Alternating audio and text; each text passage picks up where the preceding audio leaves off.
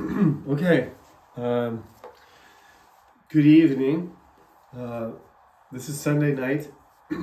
As you're all aware, the class on Thursday was canceled.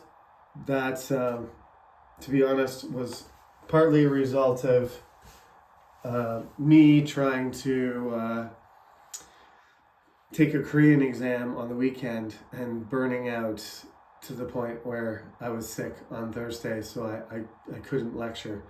Um, I tried to stay up all night to study for my exam, and I don't think it didn't do me any favors except for making me exhausted and unable to, lecture properly uh, during the week. So let me recommend, we are going to, next Thursday, we have a regular class, and the following Thursday, we have the midterm.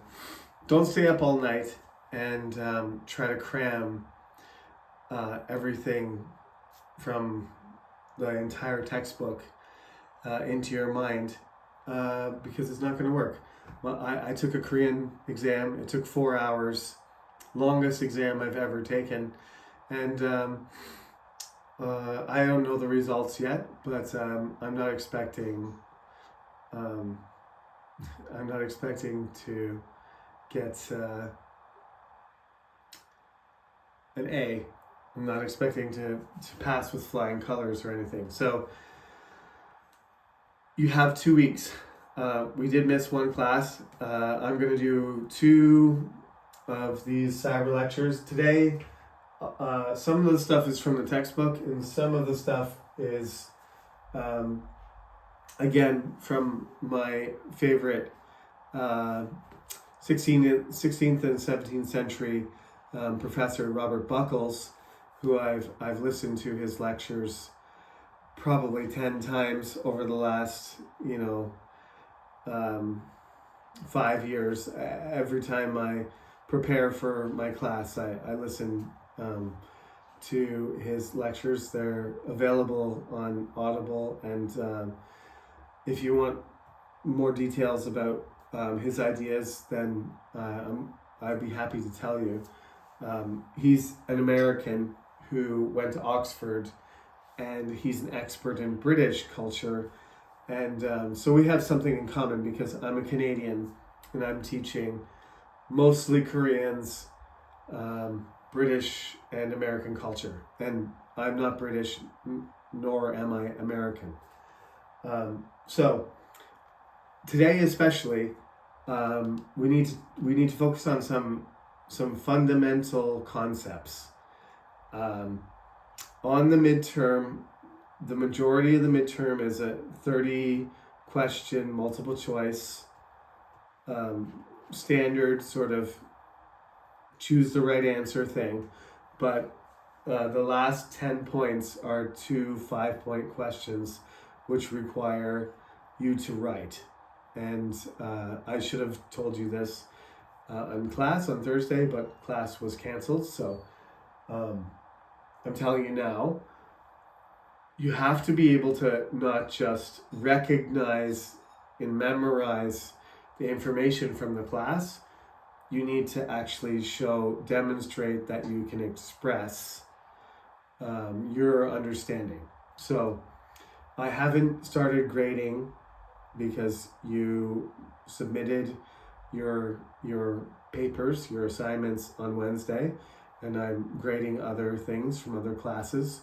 However, when I get to them soon, during the next week, what I'm looking for is your ability to show your understanding. Perfection in grammar or technical perfection is not the point. We have a lot of digital tools and artificial intelligence to assist us to, improve our sentences, but it's definitely not. AI has some flaws, and they're obvious, and the more personal and the more you demonstrate your own understanding of the material from the class, the better. Okay, so when I'm grading, if I say this sounds, whether it's general on your own part or it's general because you just asked some sort of, AI program or writing software to do your work for you, it's going to be obvious. I've graded by now thousands, probably 5,000 or 6,000 papers. I know the difference between Korean students writing and ChatGPT. It's pretty obvious. So keep in mind that you'll be rewarded for writing from your own, using your own ideas and personalizing things, and mistakes, small mistakes are not important. You do not need to have perfect grammar. I'm not interested in perfect sentences. I make mistakes.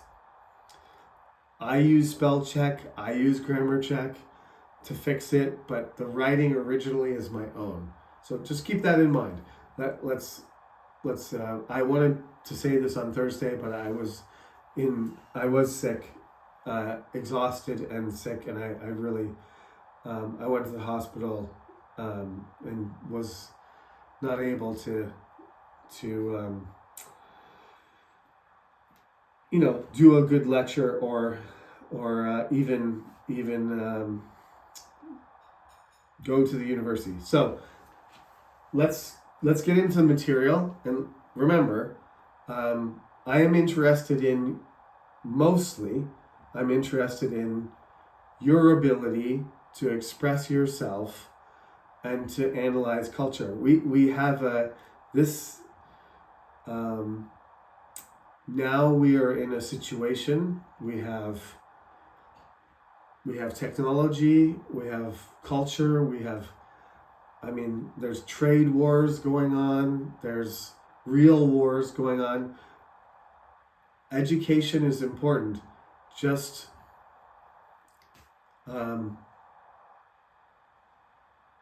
asking artificial intelligence to do something for you does nothing for culture, does nothing for human development. And that's the biggest reason why you shouldn't do it. First of all, you're not going to develop your own ability. And second of all, we're going to be at some point so reliant on technology that human beings will be irrelevant, right? So I like to say, this is one of my favorite expressions, is that everything begins and ends in the 16th century, because really, for England, for English, this is the climax. It's the point where England could either have just collapsed and not been important, or turned into the British Empire. And it's surprising, really, that this island in the corner of Europe, in the corner of the world, managed to assert itself to the point that eventually it was the richest, most extensive, most influential nation state in the world. They had to overcome Spain, they had to overcome France, they had to overcome Germany, and eventually they sort of passed the buck to the United States. That's why we're all concerned right now, because of the behavior of the United States government. It is not international oriented. It's inward focused. So this is sort of like the reality that the that English culture and British culture was dealing with is that it was France versus, it was Spain first, they were friends, as you know.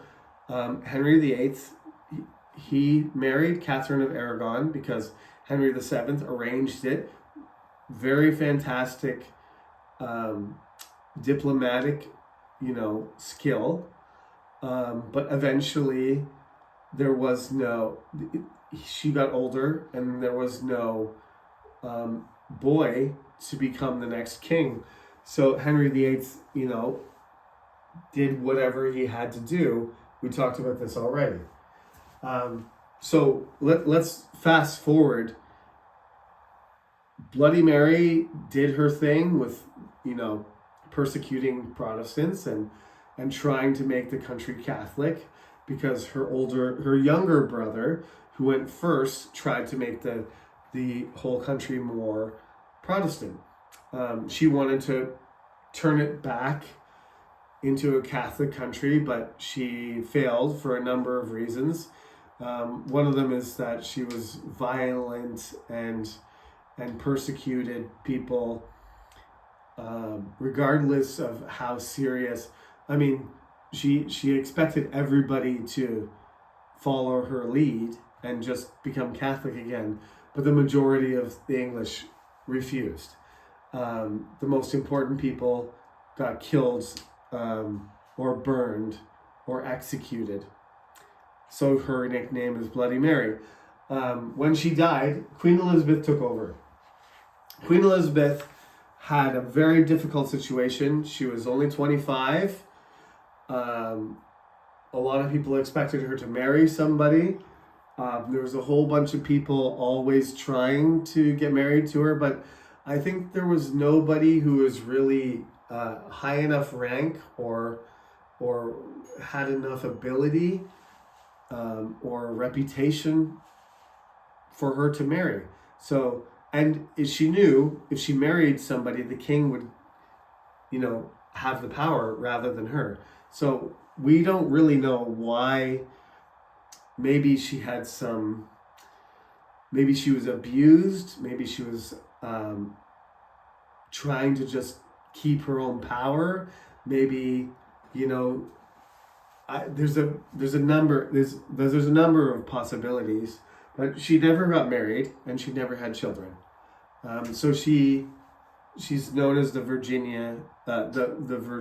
Virgin Queen, which the state in America, the famous state, which originally was the most powerful, most important state, Virginia, is named after her. As a result, because she was a woman, because she was a queen, many of these things are in the book. So I will mention one of the things, I'm going to talk about this in a minute, but all these things are in the book. So you can look over, you can listen to what I'm saying, and then you can look over what's in the book.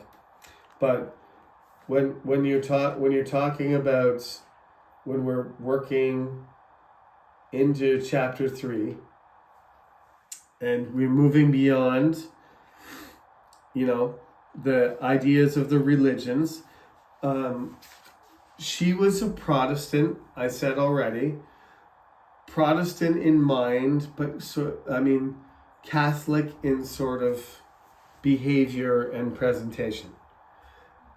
Puritans were totally against anything related to Catholic religion. I talked about Thomas More already. Henry VIII we've talked about as well. So we're moving towards Queen Elizabeth. One of the things that she had to deal with, and this is not particularly in the book, so you're going to have to listen to this carefully.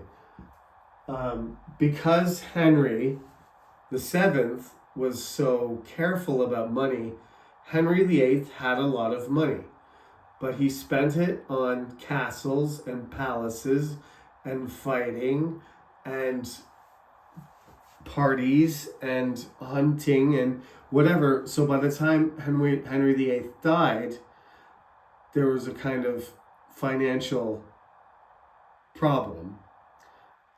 He had inherited a good financial situation and destroyed it, and Edward struggled, with that issue. And then Mary as well. She never had enough money, which was important to control the kingdom and influence people. So one of the most important things is Queen Elizabeth is poor. So what she used to do, for the most part, is just... There's several things that she did. So let's start with one thing. One of the things, and this is very clever, is that she traveled around to famous rich people's houses, and she brought her court there. And because she was the queen, whoever, the lord or the duke or whoever it was, they paid for everything, and she'd stay there for a week or whatever for free, get entertainment and food and everything. And then in addition, she, the people in that city or that town, Norwich or Brighton or Coventry or York or wherever she was, she would be sort of getting a free, her court would be being maintained without her spending any money, and she would also be able to show herself. The people who would never see her, if she was up in the north of England, the regular people would never, probably never come down to London and ever see her. So she was staying for free, and she was sort of promoting herself and letting everybody see how beautiful she was, and she would sort of be carried around the town and be entertained for free. So she traveled around, one, to save money, and two, to show her face. There's no television, there's no internet or anything. If you don't actually physically see the queen, then you never see her, ever. So she traveled around using rich people's money to support her sort of propaganda, her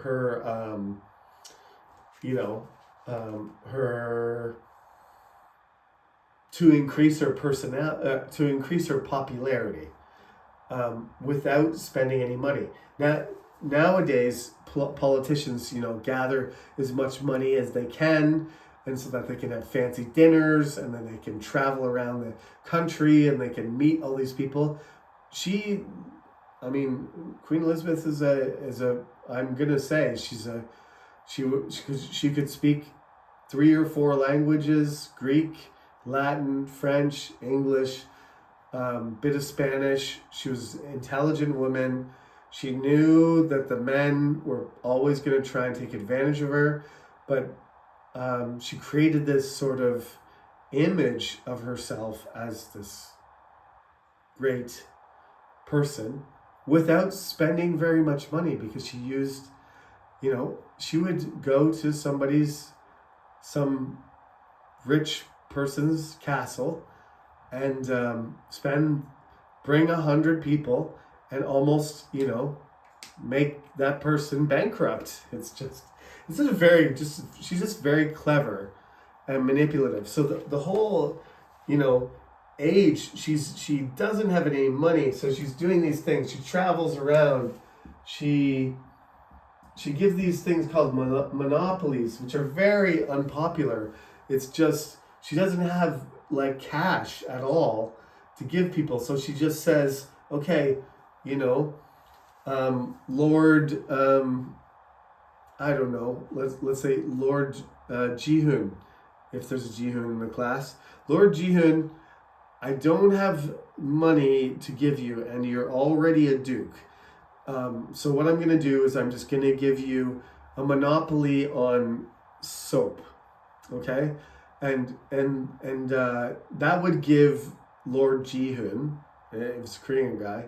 It's probably Lord James or something like that. But Lord Ji-hoon would be able to collect a certain amount of tax on every piece of soap. And soap is a necessity. Nobody wants to be dirty. It's not healthy.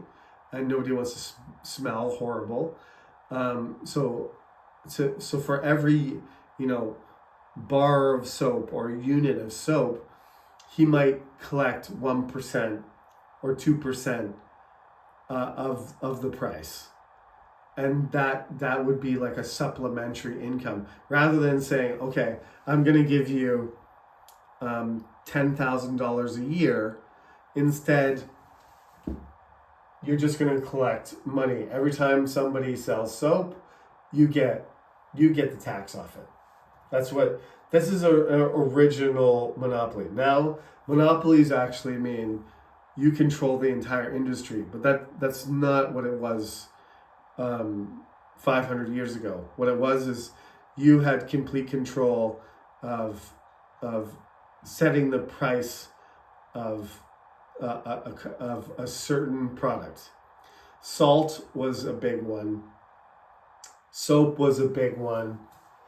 I'm not sure. I'm not sure if I can remember a few other ones, but nails was another one. Nails, like every time somebody bought a nail, like there was a surtax on it, and instead of the Queen collecting that sort of sales tax, it would have gone directly to that noble who she had designated. So this is the financial problem. She has no money. So to make people happy, she has to travel around and not spend too much money. She still wants to look beautiful. She still needs makeup. She still needs, her hair done. She still needs servants. Like, she has to pay for it somehow. Piracy is another one of them that she supported. Sorry, that was horrible. Piracy. Sir Francis Drake is the most famous pirate, but John Hawkins and a number of others, basically these guys they're pirates, but they're state-sponsored pirates. So we call them privateers, because pirates are just independent, and they have, one leg and like Captain Hook, and they have one arm, and they're afraid of alligators and Peter Pan and stuff.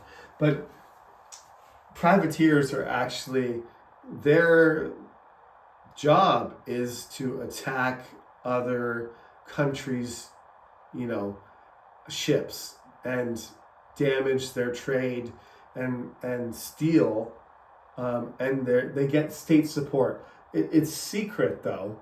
She doesn't say that she doesn't have enough money for ships, basically. That the English Navy is not being developed because Henry VIII spent all the money, even though he did build a lot of ships. It's wood. They're wooden ships. You have to rebuild them, but Queen Elizabeth has nothing. She has nothing to. She has no ships except for garbage old ships, which she donates, but they're pretty horrible. So it depends on these sort of adventurer, explorer, slave trading. We'll talk about this later, because Francis Drake used to be considered a hero, but the fact that he kidnapped people from Africa and sold them, in America, South America, and North America, to make a profit, and then brought that money back to England, doesn't really sound like a hero or a freedom fighter. More like a war criminal or a terrorist. So we'll talk about Francis Drake in class, but privateering, pirates, which, it's not really piracy. It's privateering. It's state-supported piracy. Monopolies. traveling around, using other people's money. She did whatever she could. She didn't spend. She's very frugal. She didn't spend any money. This is her solution to the finance problem because the government has no money. And she's soon going to fight against Spain. We'll talk about this in class. But she's going to fight against Spain, and Spain is much wealthier and has many more ships. And as it turns out, they are not ready to fight. By the time that the battles happen, the Spanish are sort of at a disadvantage compared to the English, but the English are terrified for decades that the Spanish Empire is going to invade them and try if they land on England with their army, it's game over. The Spanish army is the best army in Europe. If they manage to get across the water and get their soldiers on English land, then there's not much the English can do. They got to stop them in the water. But we'll talk about that later, okay? So, I mentioned this. This is because one of the biggest aspects of the Elizabethan age, first of all, is she has a money problem, and she's a queen. She can't just, like Henry VIII just said, give me money or I'll cut your head off. She's not able to do that. She's sort of got to manipulate and negotiate. There's not that. Henry VIII is probably the last really scary, intimidating king where everybody would just do what he said because they were terrified. Queen Elizabeth is much more subtle, much more intelligent, and she has to be much more careful. So, religion we already talked about. We have a problem. We've got Catholics, we've got Puritans, we've got Anglicans, we've got Irish Catholics, we've got Scottish Catholics, it's a mess. Okay? So she creates this settlement where just leave everybody alone, but in public you have to be part of the Church of England. If you practice in public as a Catholic, you're going to be punished.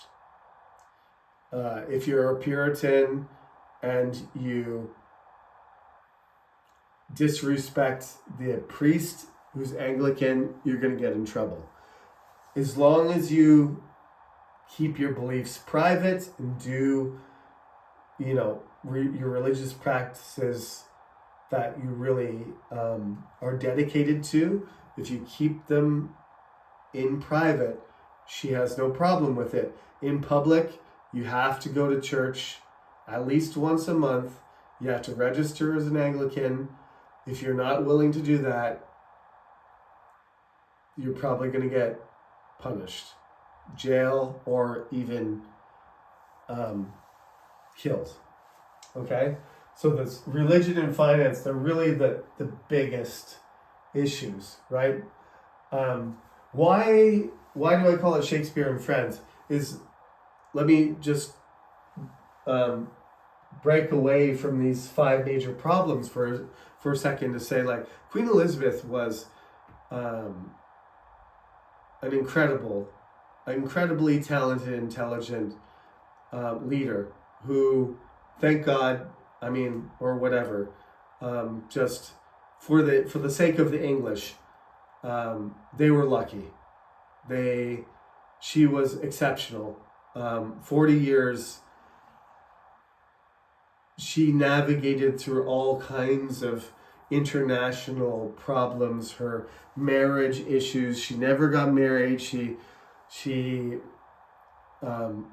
often just delayed her decisions until the decision didn't matter anymore. Some people criticize her for just like not being decisive, but I think that was part of her strategy. Is like, if I don't say anything, nobody can attack me about my decision. So, like, indecisiveness was maybe one of her advantages. One thing we know is that she did love the theater, and she loved Shakespeare and Shakespeare's friends, and she encouraged the theater to develop. But she didn't have a lot of money, so she had her own group called the Queen's Men, which would later become the King's Men when James took over when she died. But generally, there was wealthy nobles started to encourage acting and plays and directors and what they called players. Women were not allowed, unfortunately, and which is a tragedy, to be honest. But so Romeo was played by a man, and Juliet was played by. Romeo was played by a boy, and Juliet was played by a boy, with a very high voice and a very pretty face. It sounds pretty strange to us, but it also indicates to you that it's not that dangerous to cross-dress. Like, some people are really concerned that everybody's going to change their gender or change their behavior just because of the environment, or just because it's allowed or something like that. It's, there's a small percentage of people who are men or women and identify as the opposite sex. It's not significant. It's not going to make less people get married. It's not going to make anybody feel bad. Often those people, like a man who is able to play Juliet so successfully that the audience thinks that she's pretty, and it's actually a he. I think that's just really acting talent. It doesn't mean that that person identifies as a girl or a boy. They just, if I pretend to be a girl, does that mean that I'm doing something illegal? This is English literature. Shakespeare is one of those people who's in that moment where Elizabeth opened the door to all these possibilities, and you had to be careful. But she was a woman, and Queen Elizabeth pretended to be manly. She pretended to be a prince. She pretended to be powerful, and really, I think she might have wanted to be a king. So, like, this is the environment where Shakespeare and the others that I mentioned in the book, it's not just talent. It's just the culture allows them to push, these ideas to the limit. And when right now we have these conservatives or liberals or arguing about these things, this is a very, very old debate. Shakespeare is not even the first. Go back to the ancient Greeks and the Romans. There were people, there was the word lesbian and the word, homosexual. These are all the Spartans, the people of Athens. Gender and sexuality are fluid things, and the majority of the people follow those norms. And maybe the theater is the place. If you don't follow the norm, the theater is a place where you can express yourself the way you want to. I'm not suggesting that I'm in favor of any gender norms. I'm just saying that Shakespeare definitely was conscious of that. He has he has boys playing girls pretending to be boys. In some of his plays, if you watch them, A Winter's Tale, or A Winter's Tale, is that the right one? I'm thinking of, who am I thinking of? The one with the, not the Tempest. Not A Winter's Tale.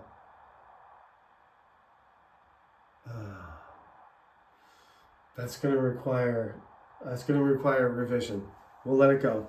There's a few, and like, you have to remember all the female characters, including Juliet, the youngest, most beautiful of all Shakespeare's characters, was played by a boy. It's just, it's partly because Queen Elizabeth is a woman, and she tries to have the attributes of a man because she doesn't get married, and she wants to be king and queen at the same time. It's a complicated situation, but this is why the 16th century for English, has this like sort of recovery of all kinds of knowledge and identity and culture. It's a rejuvenation, and it transforms. It transforms an entire population into sort of an literate, sort of innovative, religious still, but like more practical and more driven culture. It's the 16th century. At the beginning, it's medieval, and at the end, Shakespeare's questioning the entire, structure of society, because once you're that famous and you're that rich and you have that much talent, why not? But everything's going to unravel. We have to, the next lecture I talk about, we're just going to have to talk about how Queen Elizabeth, that's why we consider it a golden age, despite the fact that there were so many problems. We had religious problems, we had money problems. We were fighting with other countries all the time, Spain and France, because now we're Protestant. It's related to religion. You're fighting with other countries. What should we do? Should we fight with France or against France, or with Spain, or half of Spain or half of Germany? It's a complicated situation. She doesn't have much money. Like, all of these things are related, obviously. Who is in control here? Is Elizabeth, as the queen and the leader of the central government, she's telling everybody what to do? And are they listening? Or are local governments, traditionally, we had all these kings that were good and bad, and the barons making, John sign the Magna Carta. But like, increasingly, London is going to be like dictating what the rest of the country does. And as in many countries, including Korea, Jeollanam-do and Gyeongsang and Gyeonggi-do and Gangwon-do and Jeju, they don't necessarily disagree or agree. Sorry.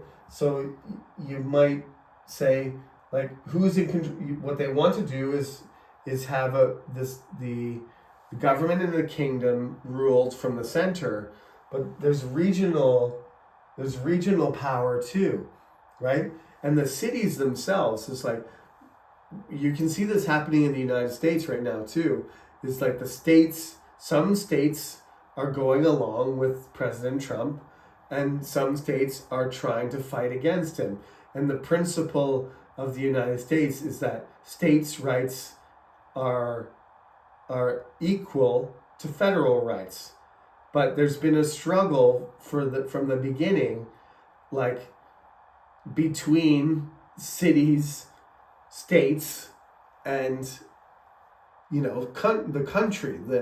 What really we're gonna see is British culture is going to become a union, and there's going to be multiple countries, and how much power does each area have? At this point, the Tudors are trying to do their best to make the power, focused and originate from London. But you can see other countries do a much better job of this. Germany does not. Germany is scattered all over the place. There's a Holy Roman Empire. There's free cities, and there's kingdoms. There's the Kingdom of Bavaria. There's Kingdom of Prussia, and it's just a big sort of mishmash of cities and states and provinces, and they come together, and it's pretty difficult for the emperor to sort of manage that diversity and those different needs and agendas. So this conflict between who's in control, the federal, this will happen in the United States, and it continues to happen today. There's tension, and sometimes there's less, sometimes there's more, but there's conflict between the national government and the state government, which is really not an issue in Korea. The national government dominates. Sovereignty really means we're going to get into the Civil War soon. That will be the lecture on Thursday. And it really means who has the ultimate power and authority. Is it the king, or is it Parliament? Is it the House of Assembly in Korea? Is it who is in power right now in America? They're going through this right now. Who has the authority on this issue? The president or Congress? Yoon Suk-yeol was impeached because he was found guilty of using a power that the court decided was not within his jurisdiction. He was not allowed to do that. You agree or disagree, that's up to you. I don't care. But this is the issue, right? Who is sovereign? Who has the power? The king or the elected people? If you say the king is sovereign, then it's almost like the problem for Yoon Suk-yeol or for Donald Trump or for other, leaders in the world, and the problem for Queen Elizabeth and the kings and queens there is that if they are completely sovereign, then they are a dictator. If there's no sort of approval from the elected people, like sovereignty can be shared, but the problem is right now is who has more power, and the British are going to move increasingly towards, that the people that are elected and the House Assembly, the Parliament, the representatives of the people, they are sovereign and the king is secondary, right? Which is the principle of a republic or a democracy, is that if it's a kingdom, a true kingdom, then the king has total sovereignty. if Parliament can remove a king, they can block the king, or they can kill the king, which is going to happen, then we know who's got the real power, who's really sovereign, the Parliament. One extra bonus point. So remember these 5 major problems, because these are the issues. They start in the reign of Henry VIII. He creates them. They're not solved for hundreds of years. They persist throughout until the midterm. We're going to be dealing with these. So don't forget finance, religion, foreign policy, central control, sovereignty. These are the big 5 problems in British culture, okay? They will not be completely solved until 1707, okay? Which is roughly 200 years after Henry VIII messes everything up. Part of the problem, though, is that Henry VIII was a very strong king. Edward didn't live very long. Mary didn't live very long.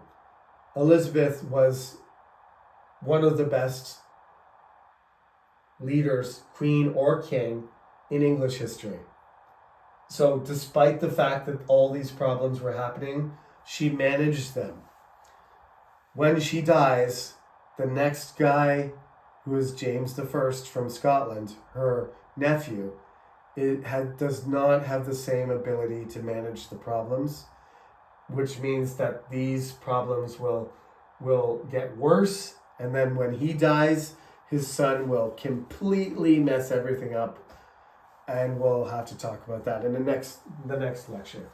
So, in the book, as I said, Shakespeare, how good is he? He's the best. But he's not the only one. He didn't just learn in a vacuum. Edmund Spenser, Christopher Marlowe, Ben Jonson, Sir Philip Sidney. It's like the Italian Renaissance. There's a generation of people that get an opportunity to write dramas and poetry with the support of the upper class, of the rich people, and the Queen, and they produce the best writing the best writing in English that has ever existed. Whether you think, English writing, American English writers, or novels in the last 200 years are better. This is the point where English talent demonstrates itself to be elite. The King James Bible is written, it's commissioned and written at the beginning of the 17th century. After Elizabeth dies, King James decides to write an official Bible in English. Some of the most beautiful English that exists is the King James Bible. We'll talk about King James later, but obviously he didn't write it. He had a team of very talented scholars, probably somewhat like, Sejong had the idea, but there was some very talented Korean writers who put together the alphabet and started, developing Hangul for the Korean people. Similarly, Shakespeare, the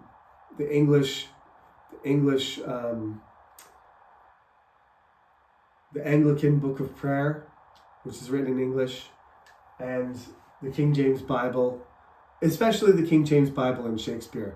They just add so much color, vocabulary, and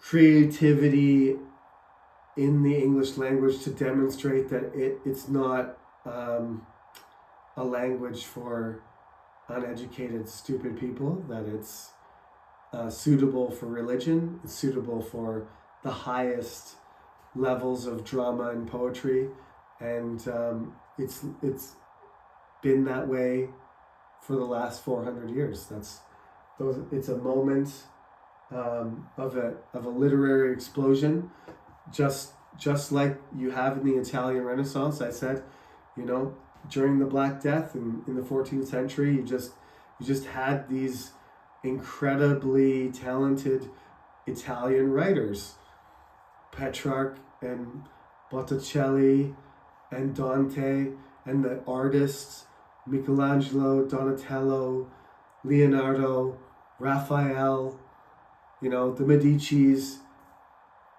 We have this sort of English moment of artistic and the recovery of ideas and the explosion of creativity and the command of beautiful language that brings us, through the Elizabethan age, to 1603, when poor old Queen Beth, with no teeth and her hair falling out, passes away, and then we have to talk about our new king, King James I of England, King James VI of Scotland, who is quite the character and is not going to do nearly as well as his aunt.